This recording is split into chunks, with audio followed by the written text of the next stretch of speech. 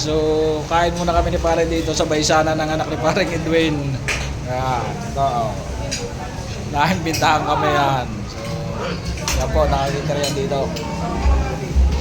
Doon ang kinasal sa loob. Yun. Dito lang kami pare. Ayaw mo na. Pre, abot mo na yung sobre dun. Ha? Abot mo na yung sobre. Mamaya na natin bibigyan sobre. Hindi naman tayo ninong. Yun nga pala, may nakita kong taga ron sa amin. Yan.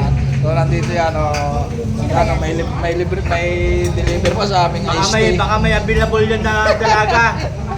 Yan, Yan, Yun nga pala, yung isang yun, taga rin yun sa amin, mag-anak namin yun.